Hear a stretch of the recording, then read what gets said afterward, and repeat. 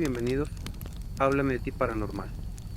Aquí, donde las sombras cobran vida y los susurros de la noche te envuelven, te contaré historias que te helarán la sangre.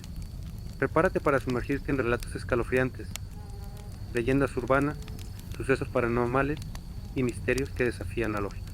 Así que apaga las luces, quédate en silencio y acompáñame en este viaje al límite del miedo. ¿Estás listo para escuchar lo que no te atreves a imaginar? ¿Comenzamos?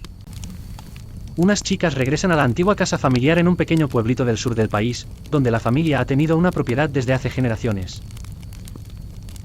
Tras años de vivir en la ciudad y estudiar en la universidad, deciden regresar para pasar unas semanas en el hogar que ha estado en la familia desde hace siglos. La primera noche que pasan en la casa, comienzan a experimentar fenómenos paranormales inquietantes. Desde el momento en que cruzan el umbral, se percatan de una atmósfera opresiva. Ruidos inexplicables llenan el aire, crujidos en las paredes, pasos pesados en los pasillos vacíos, y susurros que parecen hablar en un idioma antiguo. A medida que el atardecer se convierte en noche, la sensación de inquietud se intensifica.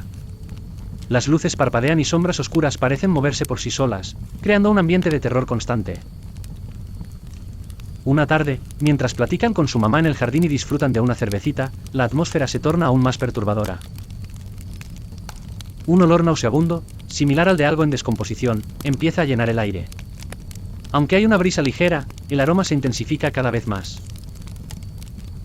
Al observar el jardín, notan con horror que, a unos 5 metros del suelo, brota una llama azul, creciendo de manera alarmante y emitiendo un resplandor sobrenatural. El olor y la visión de la llama provocan un pánico creciente. Las chicas se miran aterrorizadas y deciden no entrar a la casa. En su lugar, se aventuran a buscar ayuda en el pueblo. La comunicación es difícil en estos lugares aislados, y la gente no suele estar al tanto de los problemas de sus vecinos. Después de muchas preguntas, un vecino les sugiere que consulten a un hombre que vive en las faldas del cerro y que es conocido por realizar limpias. Cuando llegan a la casa del hombre, este parece saber de inmediato lo que está ocurriendo. Les dice que han encontrado un tesoro oculto en la propiedad. Las chicas, sorprendidas, no sabían nada de un tesoro. El hombre les explica que el tesoro está destinado a ellas porque la tierra les pertenece, y que el tesoro está cargado con energías malignas y un espíritu que busca comunicarse. Les advierte que deben realizar ciertos ritos para apaciguar el espíritu y evitar el daño. Desesperadas y aterrorizadas, las chicas realizan los rituales que el hombre les indica. Estos rituales son cada vez más extraños y perturbadores. Incluyen actos que desafían sus creencias religiosas y morales, como la invocación de espíritus y el uso de objetos rituales.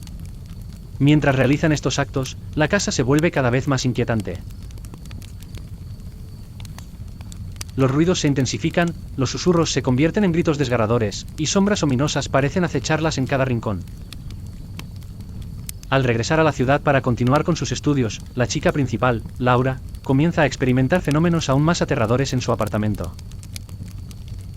Una noche, mientras cocina, ve aparecer a una mujer vestida con ropa antigua del siglo XVI, un vestido polvoriento y rasgado, con un rostro pálido y ojos rojos que parecen perforar el alma. La mujer es tan aterradora que Laura queda paralizada de miedo. Su presencia es opresiva y perturbadora, y la sensación de ser observada la acompaña constantemente. Días después, la presencia de la mujer se manifiesta de nuevo, esta vez en formas más inquietantes. Laura ve a la mujer asomándose por la ventana de su apartamento, moviéndose por la casa con una mirada fija y siniestra. La tensión aumenta cuando Laura comienza a experimentar fenómenos aún más intensos, puertas que se abren solas, objetos que se mueven por sí mismos, y una sensación constante de que algo o alguien está observándola. Desesperada, Laura busca la ayuda de un sacerdote, quien realiza una bendición en la casa. Sin embargo, la bendición no tiene efecto y los fenómenos paranormales continúan. La situación se vuelve crítica cuando recibe una llamada de su hermano, informándole que su esposa ha sido ingresada en el hospital en estado grave y que necesita que cuide a su sobrina. Al llegar a la casa de su hermano, Laura se enfrenta a una nueva ola de terror.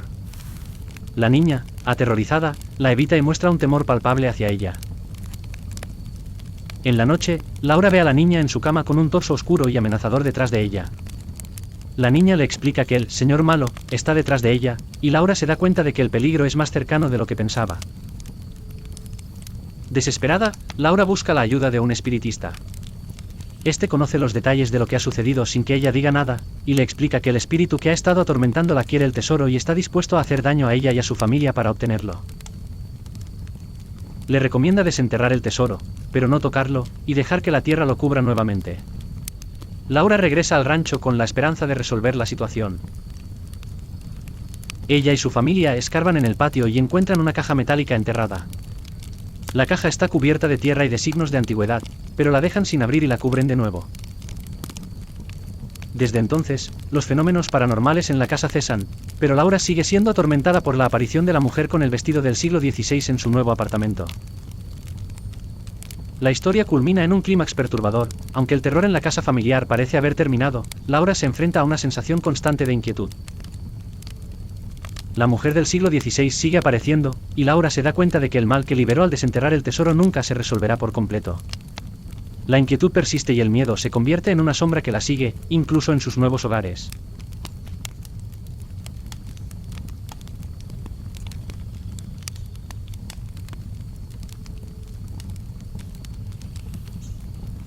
Hace muchos años, cuando tenía apenas 15 años, viví una experiencia que me marcó para siempre.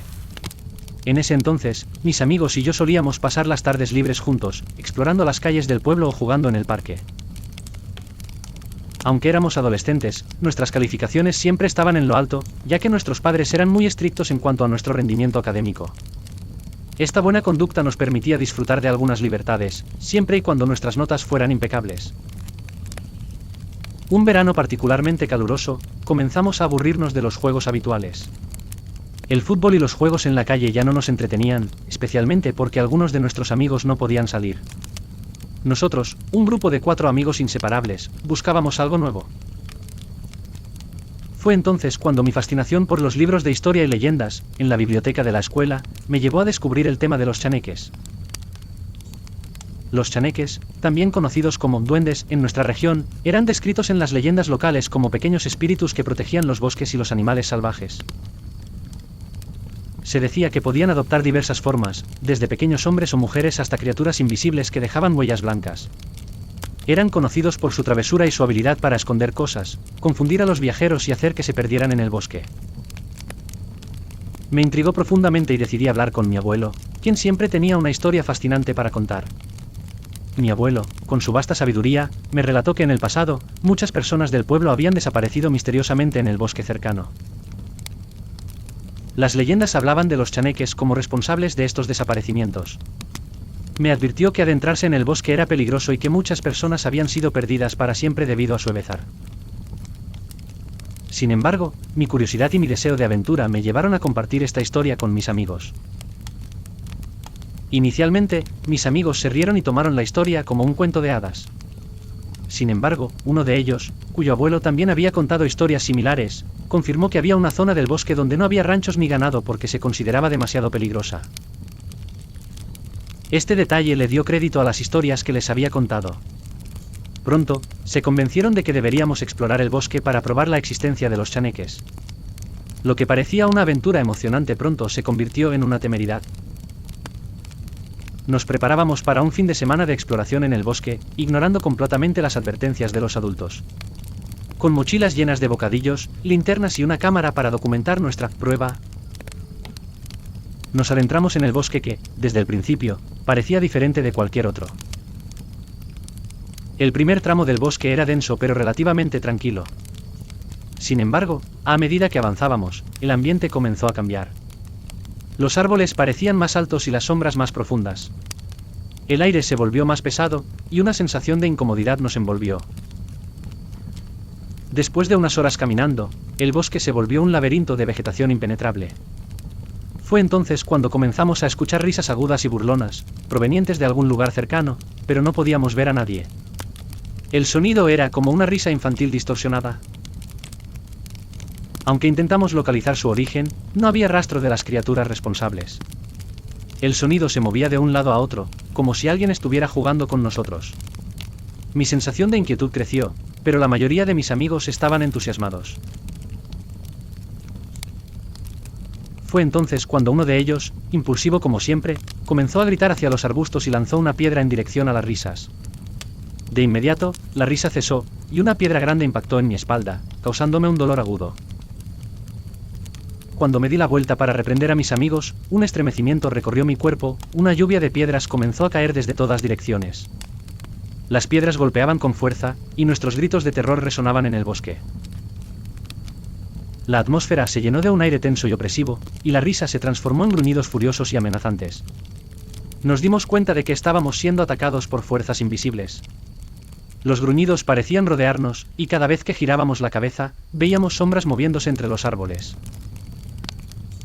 Las risas que habíamos oído antes se convirtieron en susurros inquietantes, como si alguien estuviera hablando en un idioma que no podíamos entender. La sensación de ser observados y perseguidos nos envolvía cada vez más. Desesperados, intentamos huir, pero el bosque parecía cambiar de forma a nuestro alrededor. Los senderos que habíamos recorrido se volvían confusos y laberínticos. Los árboles parecían cerrar el paso, y la vegetación se hacía cada vez más densa. Nos tropezábamos con raíces y arbustos, y las heridas de las piedras se sumaban a las cortaduras de las ramas. Mientras corríamos, algunos de mis amigos recibieron heridas profundas, pero apenas podíamos detenernos para ayudarles. Los gruñidos y los susurros aumentaban en intensidad, como si nos estuvieran rodeando. Las sombras se movían a nuestro alrededor, y el aire se volvía cada vez más frío. Las risas se convirtieron en gritos que parecían provenir de los propios árboles. Finalmente, después de lo que pareció una eternidad de correr y gritar, el sonido cesó abruptamente. Nos detuvimos, exhaustos y temblorosos, en un claro del bosque. Las heridas en nuestras piernas eran profundas, y la sensación de haber escapado por poco seguía presente. No sabíamos si los chaneques nos habían dejado ir o si simplemente habían perdido interés en nosotros. Comenzamos a caminar de regreso hacia el pueblo, ayudándonos mutuamente mientras nuestras fuerzas se desvanecían. El bosque, ahora tranquilo y silencioso, parecía ocultar su verdadero rostro. Al llegar al pueblo, inventamos una historia sobre un ataque de un animal salvaje para justificar nuestras heridas. Aunque fuimos castigados por desobedecer, sospechábamos que los adultos sabían más de lo que decían. Tal vez habían visto a los chaneques y preferían no hablar de ellos para evitar atraer a personas imprudentes. La experiencia nos dejó marcados. El bosque nunca volvió a parecer el mismo, y la sensación de ser observado nos acompañó durante mucho tiempo.